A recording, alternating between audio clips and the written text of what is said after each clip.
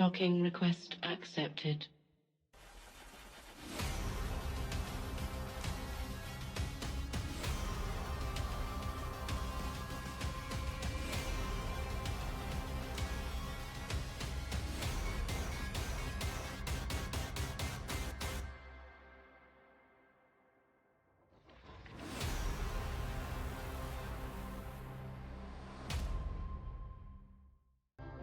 I did that once and it was Metallica. Good morning, New Eden. Today is December 14th, 2025.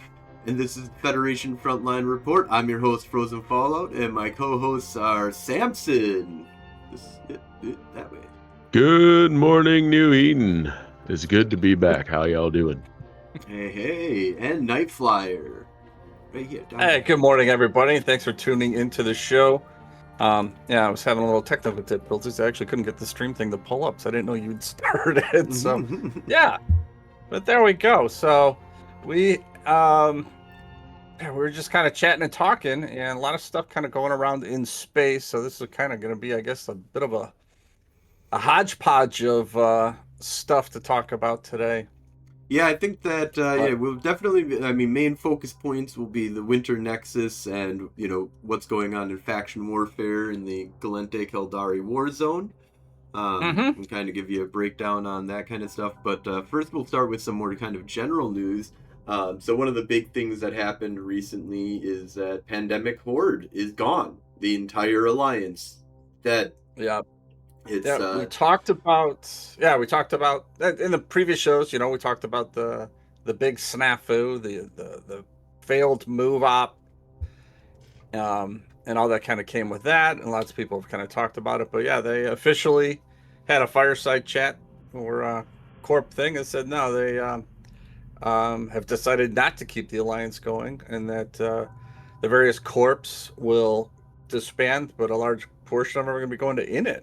Apparently, the initiative is going to be picking up a lot of the Pandemic Horde common corp and a lot of the other corps. So yeah, I'm wondering. So one of the corps that they have for that is the no API corp, and I wonder if there's if there's going to be that feeder corp that what they're going to do with that is Int going to make that part of their like because that was one of the big things people don't know about Horde is that Pandemic Horde did something that a lot of other places don't really do at all, and that has like a corporation that just is part of this null block, powerful access to a lot of different stuff, and be like anybody can join this corporation. So they're allowing all spies. That doesn't matter who you are. You don't have to give an API a key that basically lets them see all of your past activity, see your references to. They go through and see who have you transferred ISK to, who do you have affiliations with, who could be your possible alts. They want all of your alts and everything like that in order to be part of these organizations. And so Horde had this idea that we'll give them restricted access by being part of this corporation, and they only get like some of the basic benefits. You're not really allowed to do a lot of stuff without giving over your API, but it was a good way for them to just pull in a lot of people that normally would be if you can get them a taste of the drug of 0.0, eventually they'll submit their API if they're probably a real person, or if they're just looking for some basic kind of stuff. But you can kind of pull a lot of people in that way, but you also have you open yourself up to a massive spy problem by doing that. So, I wonder if that corporation makes up a large number of the characters, because a lot of people talk about it like half went to, Winter Coalition and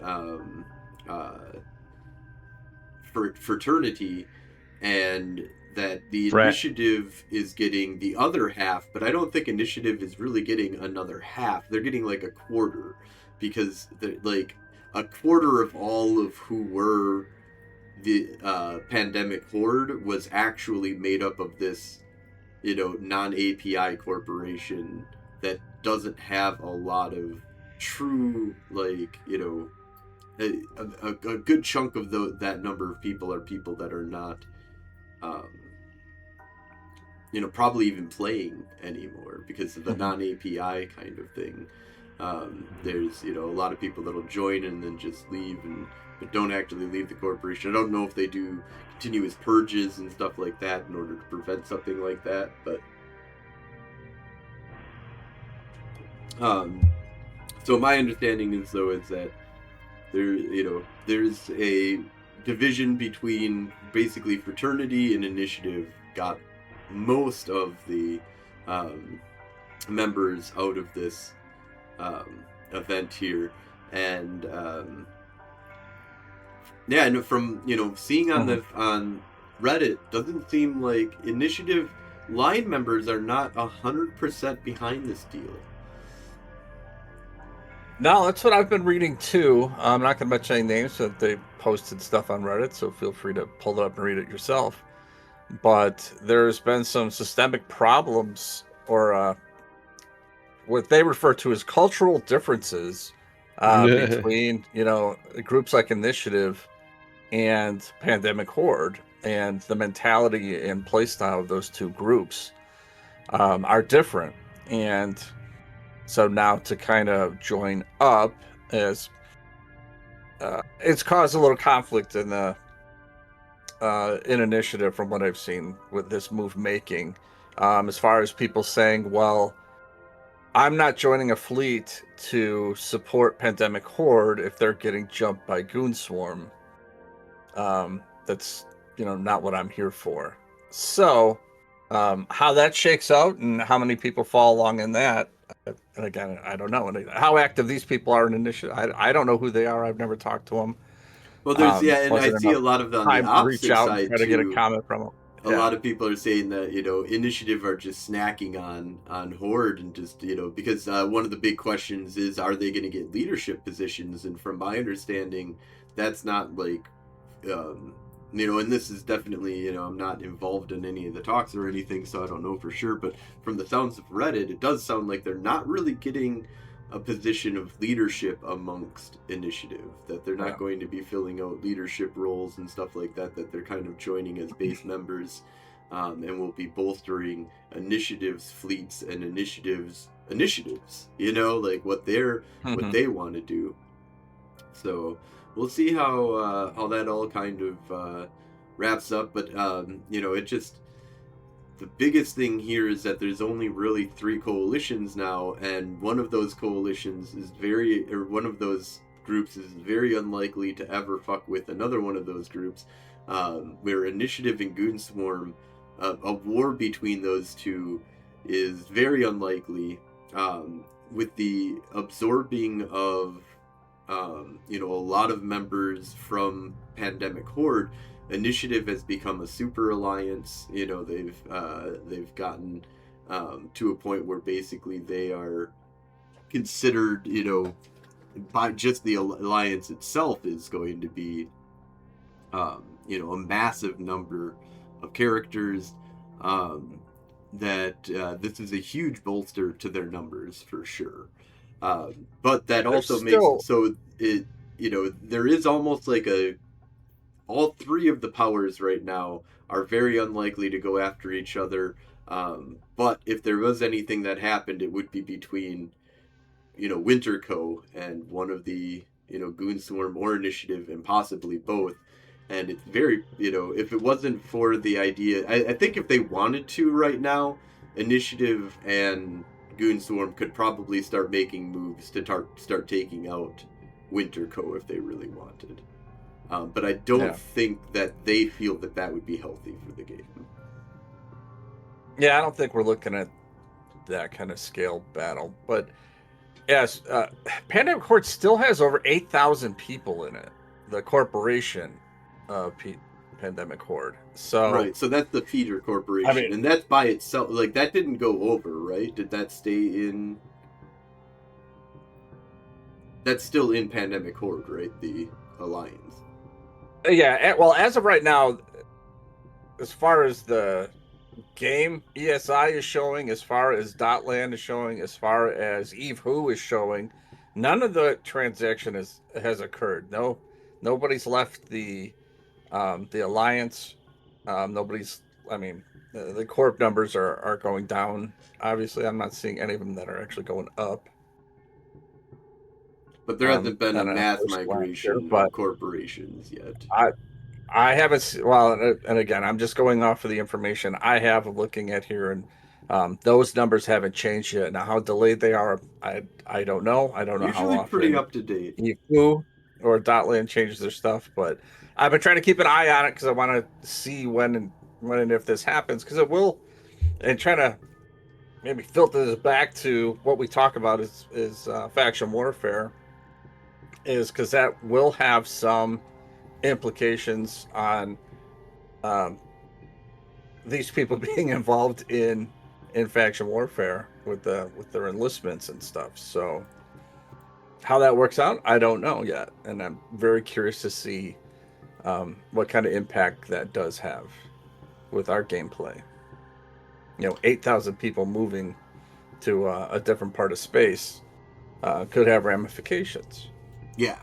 Oh yeah, for sure. I mean, that was one of their talks too, was about, well, are they going to, where they're going to go? And faction warfare was an option, and that would have been a massive change to, pandemic horde had come over to any one of the war zones and gone in full force. Yeah, that would drastically change faction warfare at this point. And more than likely, they'd probably go in at a pirate corp, which doesn't as much affect what we see. No, other than giving us some content, but as long as it's content we can deal with, that would be great. Yeah, the interesting thing with piracy is that it just pops up and just does its thing.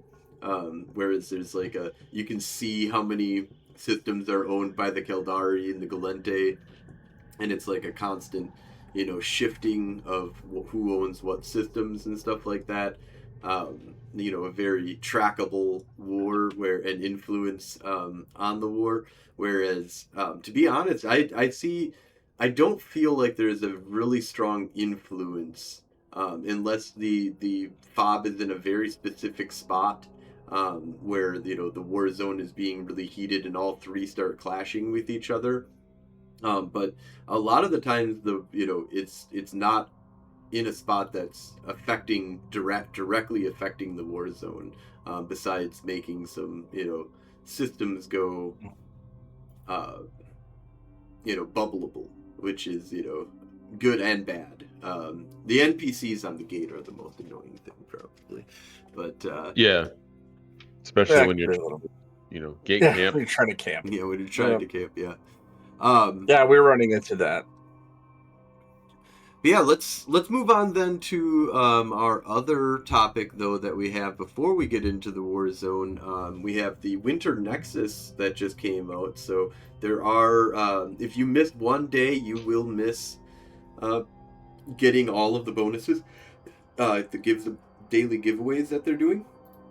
However, the most important ones, I believe, are like 20 days into the track. So as long as you do like 20 out of the 38 days or something like that, you can get all of the good bonuses, and then it's just like boosters and some like skins, I think, or something like that. Historic Yule Festival crate. So yeah, there's a skin, and there's another booster crate. Winter Tried Sino Gloss for ships, a booster, a skin, Suspended Aurora limited edition thing for creating a skin. But yeah, the day 26 is the last real big thing, because that's your boosters. 75 for alpha and quarter of a mil or plus the 75 for omegas. So, and something to keep in mind too is if at any time in this tree you decide to buy your weekend warrior pass, your 3-day weekend pass, you'll be omega, and therefore you will get all the rewards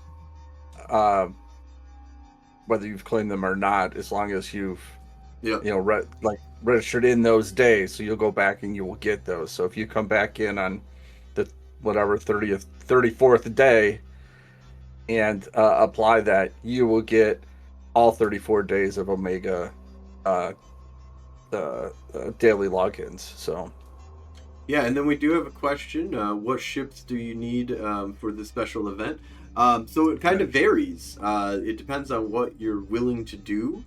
And the best kind of ones that I've been hearing, so there's like an ice mining event.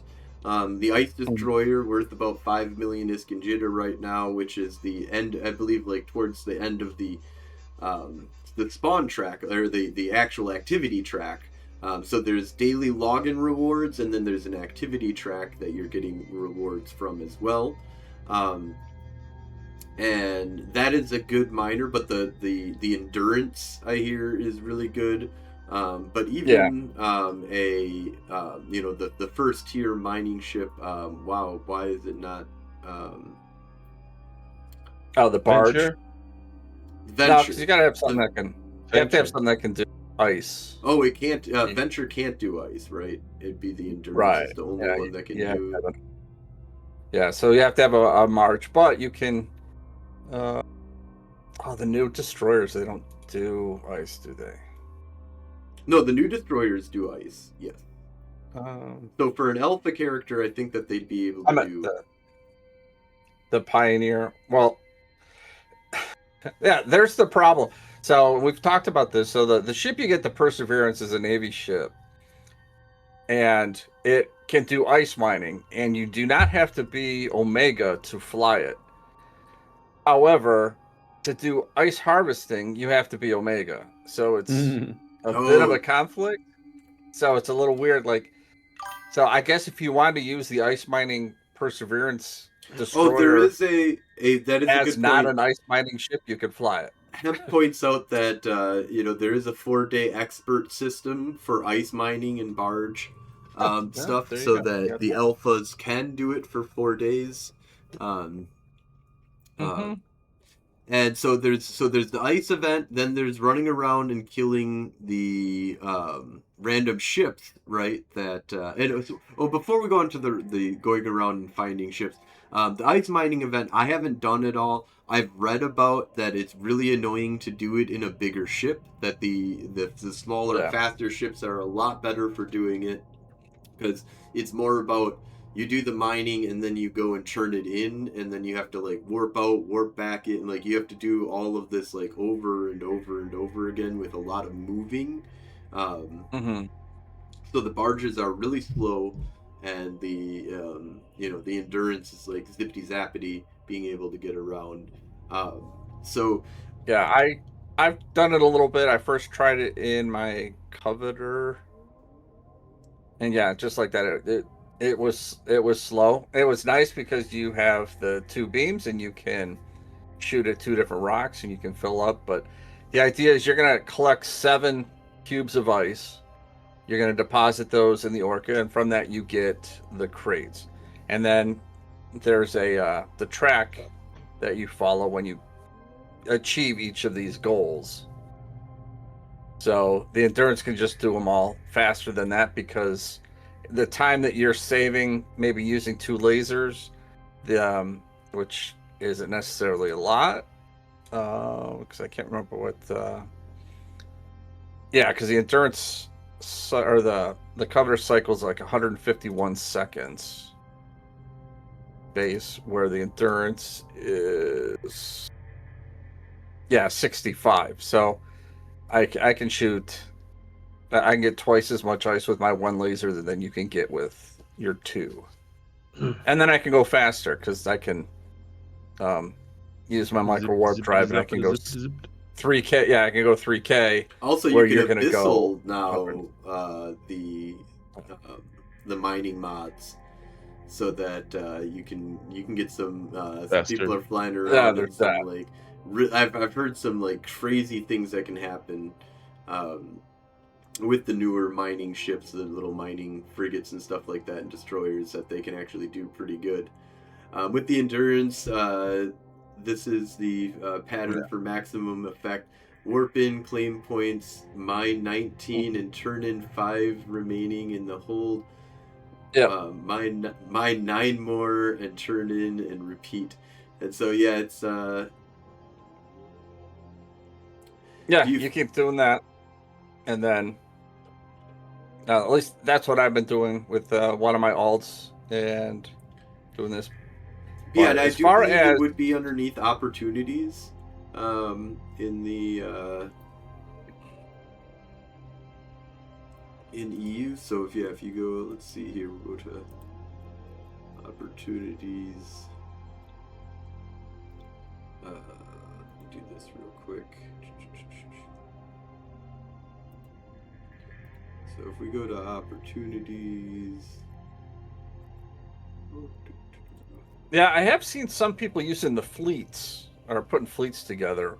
Where they'll get like a dozen endurances or they're backed up with a porpoise to do these events, and it kind of makes it difficult for you in high sec to try to do this. Because it's high sec, there's really nothing you can do about it. If you start, the typical thing in high sec is if I'm shooting a rock, it's my rock. Don't shoot my rock. But that doesn't prevent other people from doing it. Yeah. So when you got somebody that can come in with 15 ships and do everything a little bit faster than you, by the time you collect your 7 cubes of ice to drop off, they may be cutting down your rock. Because each of the asteroids, I think the biggest asteroid I've seen in the site has 11 units in it.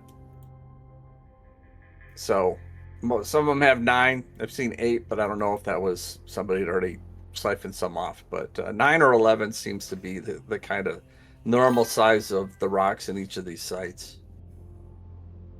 Yeah, and that's one of the things that I do want to, that was just brought up, is that filaments. That's one of the things I really do like about this event, is that you can do a lot of filamenting around.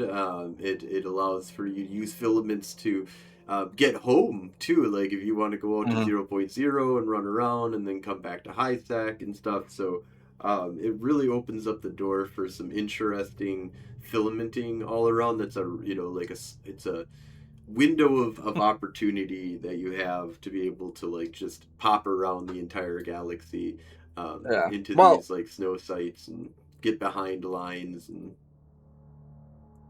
pre-show we were talking about pandemic horde stuff. We were talking about asset forfeiture and stuff getting around. I have actually done that in last year's event, of going out to the middle of Armpit, wherever my asset stuff got dropped, grab that stuff, put it in a shift, and then use one of these high sec filaments to get back to safe space. Yeah, if you've got anything. So, and I've also did that with when I had stuff in nullsec. It was a lot. I didn't have to hunt down wormholes and go through that way. Take the Thera highway. I would just would filament. I'd fill up my my hauler, pop one of these filaments, and end up in high sec, and from there I could take it to wherever I was doing marketing at the time. So it's another fun way to get around space, but I haven't used it as a way to transport around yet. Hitting other sites, I've just been hitting whatever closest meta-middle storm, whatever that word is, to me, which right now is just outside Hadley, so I need to take advantage of that for sure. Hadley's might actually be in the storm tomorrow if it keeps moving in this direction. So I do like that, how the storm moves around a bit. Sounds like I need a Camp Evanger or Charmgate. Yes, definitely. I think that we'll have some increased traffic for sure. But that's the ice event, and then there's the combat sites, which, especially in high sec, the only ones I've done. You can do them. Praxis is probably one of the easiest entry things to do it, cheapest ways to do it, because most of us will have a Praxis around. but I'm seeing a lot of Megathrons. I think the Svipple is probably the one most people are blinging out to do. Much harder to catch, but correctly. Yeah, to me the Svipple. Yeah. Svipple or Slipnir? The Slipple. Slipnir. No, I'm thinking the Slipnir. The Schlipnir. The Slipnir is the one that I think is being used mostly in this. That's a much stronger, harder to kill. Mimitar Tech 2 battle cruiser, right? Yeah, it's a command ship. Command battle cruiser. Yeah, it can do the command burst, but shields and projectile bonuses. So, but it's a nice. It's a battle cruiser, right? Yeah. I can't solo those on a gate. I need. Yeah, I don't. I'm trying to see if it. I know Mango can't fly one. She doesn't fly those. Gwen can fly the Amaro version. I can't fly the. Even my guy that is Mimitar. It's a Harbinger hull. I forget what it's called. Yeah, the sites have the basic same kind of the event system that they kind of have, which is close range. You know, between 7 and 15 kilometers is where the enemies are going to hang out. They just got to be careful because they do newt. They newt, they scram. So if you can't, Telk, I don't know how you say his name. He just lost to Tholos 1.53 billion. Can you Vangir?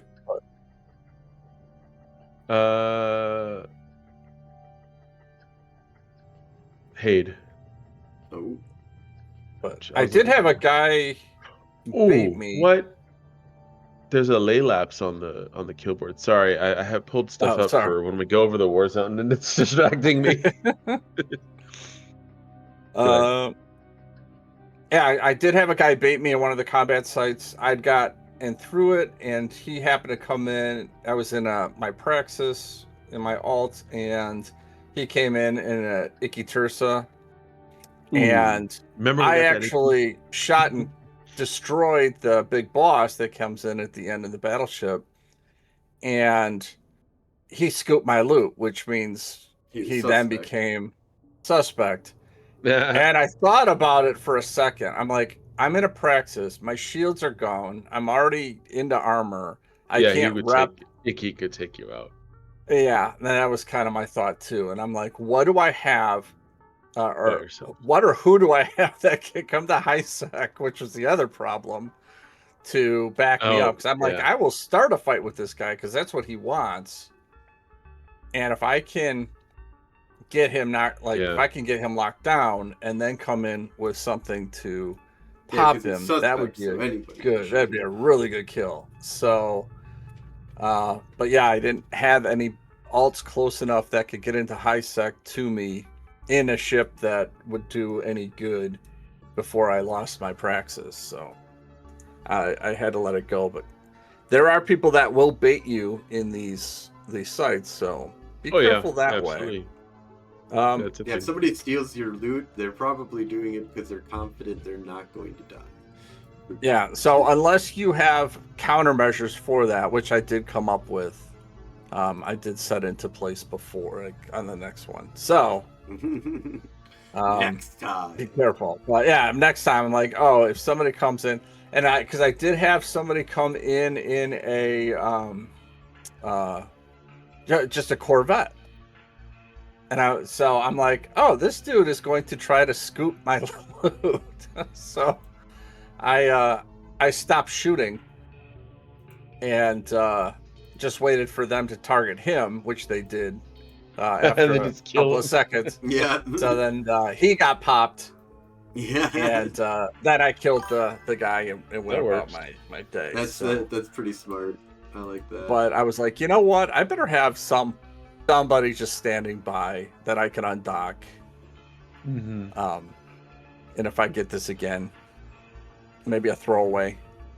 So depending on what's coming into, so I, maybe just have a thrash or something. I can come in, I can lock them up and just pop them while, they're being stupid. But I've seen a lot of tutorials. Luru Gaming put some stuff out on tutorials where there's ships between 600 mil and well over a bill that you can use to do these. But like I said, I'm doing it in a practice that I got like nothing into. Trying to see what my praxis. What's my praxis? Praxis is probably worth what, like 300 million? Yeah, 390. But I think that's because I got loads of shit in the cargo, so I just didn't empty the cargo out. But yeah, that's 350 mil. I'll say I don't think I have anything too bling on here as far as what you need to do this. But I've been hearing like the payout is not that great for the combat sites.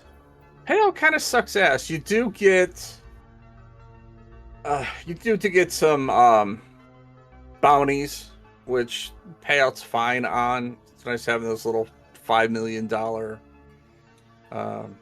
million ISK, hits. Is that where I was at? Yeah, right around 5 million. I think I was getting for each of my ticks when I was doing that. Right in that, depending on how active I was. Somewhere around 2.5. I must have been doing slower. But as far as the drops for them, I was really hoping that there would be a lot more of the skins. I remember last year was kind of disappointing. The year before that was great. They had a lot of nice skin drops. But this year it's a little lackluster. I don't know that I've fully engaged this event because there are other things that you can do. Like they hand out these keys. The cryostatic, there's different cryostatic things. Yep, that you can use to like make it so you can use Marauder. Have you tried any of the enhanced content, like the using these keys in order to get to the harder NPCs? I guess is like a thing that you can do. I haven't yet. I was hoping I could do that this week or this weekend. Between work and holiday stuff, I had my work party, I had a family party. I have holiday concerts for my kids I have to go to. So that my boy came home from college this week. Real life has been interfering with my gameplay. So the holidays kind of do that. Yeah, pain in the ass. But one thing they do drop, which is actually really cool and way undervalued, are these the basic brain freeze cerebral accelerators and the potent brain freeze cerebral accelerators. Those are nice. I like having those around. They do have a shelf life. They expire on February 19th. But you'll get an 8-point gain on your skill tree. So it's nice. It's a nice little enhancement to get through your skills just a little bit faster without having to use the injectors and stuff. It just speeds your clock up a little bit. It's nice. But a couple of skin things I've been but there's also as far as the payout, like I'm definitely not setting myself up for the year by doing these events. Yeah, this is but moving through the progression tree's been nice. Like I said, I want to get the perseverance. I'm just into it this far now. I want the perseverance blueprint. Make your own. Yeah. But that was the other thing that the news dropped too, is that they are going to. They did this on the last event too. They're going to extend out the reward track. So once you get to the end of this reward track, sometime like the last week of the event, they're going to extend it out so that if you come back in and do it again, you can get some more rewards on the reward track. So that could be kind of cool. We'll see what's in that. I want to say last event they did that, it was worthwhile to come back and do the last week of the event. Oh yeah. And there is also the hacking and data sites, I believe, that you can do for this. I haven't ever done those, so I have no idea what those are like.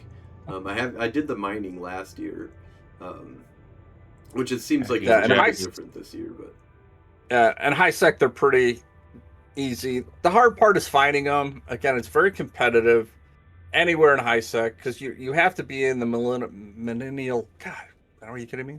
You have to be in these storm systems. So it's the storm system plus surrounding systems to it. And again, you can go to your map You can go under geography and then click the thing that talks about the metaliminal storms. There you go. I do like the new 2D map is actually pretty good. Oh, it's definitely way better than the old map. Like the old map looked like one of those things that you see on like a sci-fi movie where it's like, oh yeah, look, so it's confusing. All like... There's no way that you can see this, but this is what it is actually, and it's like no human wants to think about it in 3-dimensional. Like actually, it's hard enough. Give me a fucking map, a space battle. I asked for a map, not a globe. Okay. Yeah. So it does. This one has jumped out a little bit. Yeah. So typically you got the heart of the storm, and then you've got the 2 systems away from the storm, or 2 jumps away from the storm. So it can be a lot of systems. So like right now we're in Essence. It's in the center of the storm is in Castlemon, and then there's 2, 4, 5 in tier 2, and then another 4, 5. Oh shit! There's one way the hell up there too. 6. Oh yeah. So it expands out. Cameron says they're understanding 1 out of every 3rd word. So, hey, that's better than 1 out of 10 that you probably. You're probably doing better than most, regardless of what we're saying. Takes a while to learn the lingo of Eve, for sure. There's a special... I don't understand anything they're saying, to be honest. I have no idea. And again, this is deep nerd crap. You're better off just avoiding. The intel. I know, blow up ship in space. F1. Boom. But yeah, the hardest thing is the competition with other players that are doing the same thing. So you got to scan down the data site and try to get to that site in the site and start your hack before anybody else does. Then what you do, it's fairly easy depending on your skill level and your experience doing them. And then the payout, of course, is minimal. But there's supposed to be those drops that are supposed to help you get into the more difficult things. But again, it's content. It's something different than what you might do every other day that you log into Eve. So yeah, and then there is the descanning down of ships that are what are they called? The lads? The Yule lads. The Yule lads that you have to go. I didn't get the joke until today, which was weird.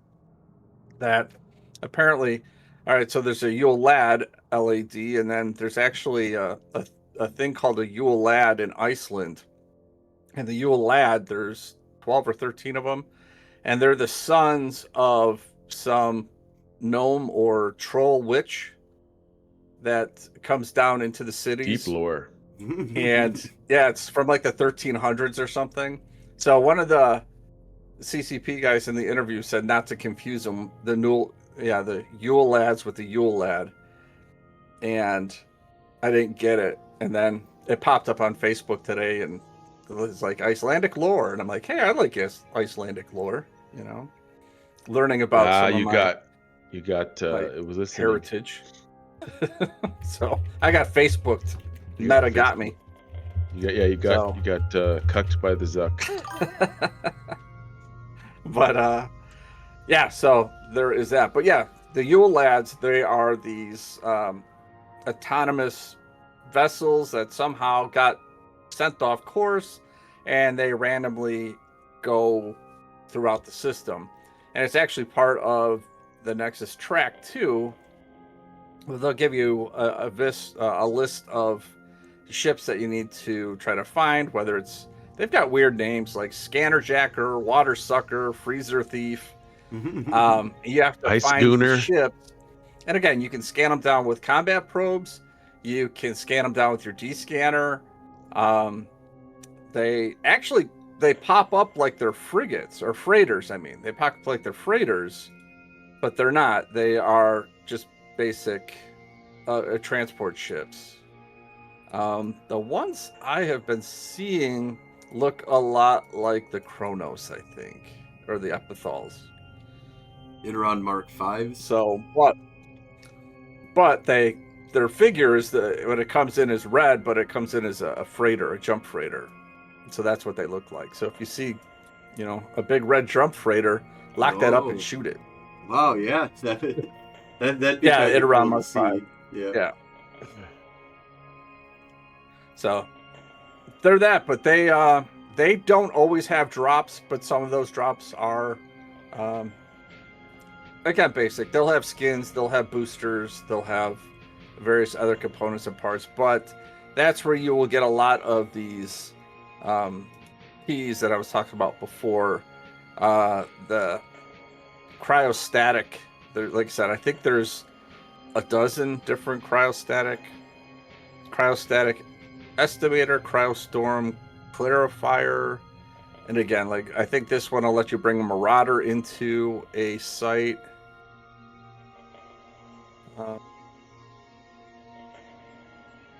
This is something about hacking. So one's for hacking, one's for the. So they do different stuff.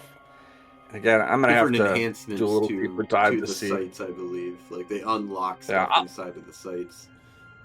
Yeah, I'm off work the next 2 days, so I am either gonna figure this out or I'm gonna sell these things. So I don't know. Selling is never a bad option. Sometimes, like no, not if people want them. I'll get them off to people who might actually use them. Because if it's not worth it to buy them, then it's probably not worth it to use them on their own. You might as well sell it locally and then camp the gate. Oh, they're supposed to be dropping blueprints too. I haven't seen that. I got one blueprint for a 10-run small ancillary armor repairer. Oh, so that's congratulations! Monstrous blueprint I got. So.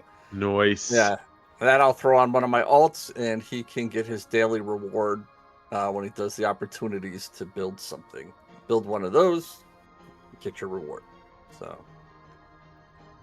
the other news that we have is that Hades has fallen. Yeah. So that is where the Keldari are currently positioning themselves out of. They are pushing into Indrigal, pushing into Old Man Star here. I think they're gate camping Old Man Star right now as we speak.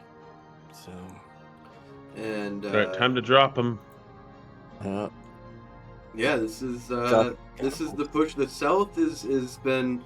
I know that our numbers have been lower than normal. We haven't seen Kuruk around as much as I believe Real Life is dealing the blow to the Galente as it has. As our numbers are lower because of that, if any of our key figures like disappear, it's a huge hit to our ability to defend these systems. And there's been a lot of attention now. I mean, one of the big things is we've got the push happening up in the north, and that's made it all the way to Alderneti at this point, and has become a stalemate to a certain extent. Here, there's a little bit of a push at 21% over in Nenemelia, but that has been stalemated now for quite a long time. And there was a really strong push all the way through the north, and once it got to Alternet, they've set up shop there, and there really hasn't been a push out of that area. Well, the Caldari have been able to make it down. We do have Sugerento that is currently Galente, but is about to fall. That was because of a pirate base that was there. We have another pirate base in Oto right now, so that'll probably have some possible effects that could happen there. But yeah, in general, it is, with the fall of Hade, we can still live in Hade, so we don't need to ever leave Hade no matter what, because Hade is always touching a Galente system, so it won't ever become a command operation or backline system for the Keldari. So we definitely won't be moving out of Hade at all for our faction warfare activities. But it is always good if you can start moving stuff up to Aldernetty, in general, that is where a lot of good fighting is happening right now outside of the stuff that we've been doing in Haiti. Although I heard that there has been some shenanigans last Wednesday or Thursday, because I didn't run a fleet. There was some, one of my mates, Cat, told me that there was a dread that we dropped on some cruisers, got some kills with that, and got out just as Snuffed Out tried jumping in and killing the dread. They were able to get the dread, extract the dread out, get it in, do like a 5-minute siege, and then just like get the hell out of there. And so they had a lot of fun with that. Yeah, the Warzone is kind of in the south. We are definitely on our back foot. Yep, and fuck snuff, but and that's just the way that it is. Jumped in a cycle and say we all. But yeah, that's the major news here for the Warzone. Things have definitely stagnated up in the north, but it's definitely causing a lot of fighting.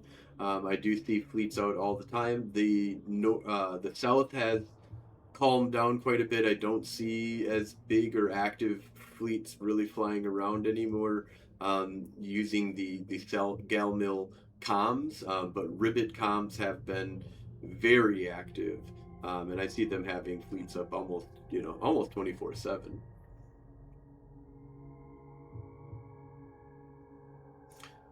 Yeah, they've been a lot more active than our group. To Cam's question, technically we are moving, but we are keeping our faction warfare stuff in the same place. Yes. Yeah, we're not going to leave faction warfare per se. I mean, I'm still going to leave guys down here. I'll have industry guys. And Null's a different experience, and we're going to have fun there too. So. Yeah, we're almost there. Now that the holidays are over, we just need to we're going to start coming back. Cross some T's, dot some I's, and then make that transition so that we can have that all set up. But any other news that we want to talk about before we jump off here? No, just the last thing was Plex. The Plex market's taken quite a dive in the last week, or bit. So probably not the best time to be selling your Plex. I would probably hold on to it for a little bit until it kind of stables out a little bit more. Actually, maybe there's one small thing. Oh, what's that? Laylapse down. That was when was this? There was a Laylapse lost in CTAC and 4OD by Init, the Baba Yagas. It was worth 23.93 billion, more than the Titan that was lost recently. Wow. Where was that? Here, do you want me to share this real quick? Yeah, go share it. Share my screen. So this was in Fountain.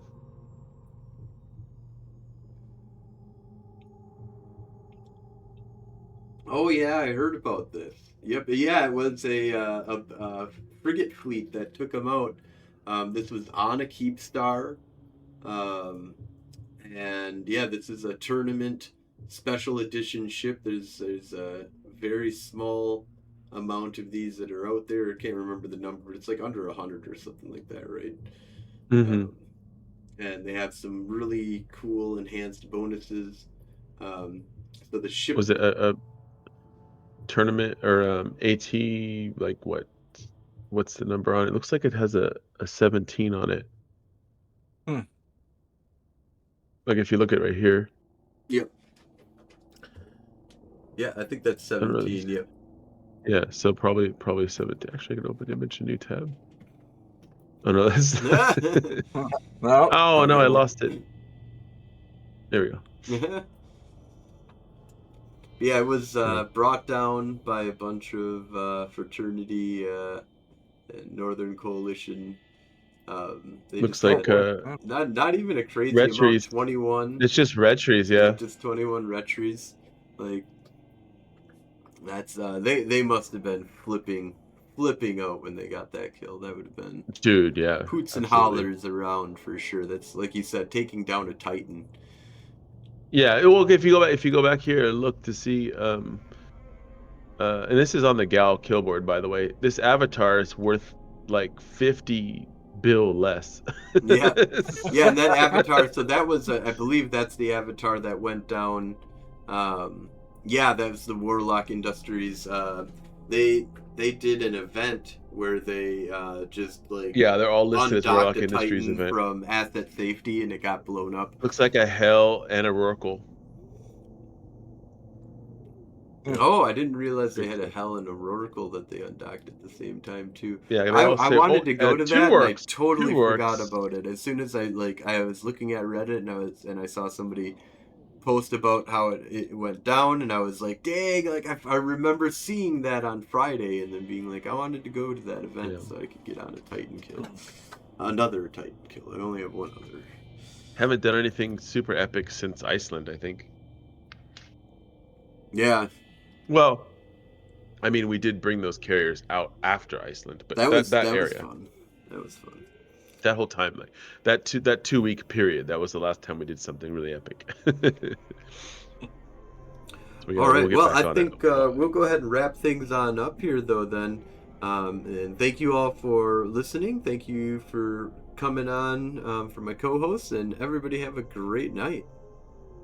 Have a great night, everybody. Good night, New Eden. Good night, everybody.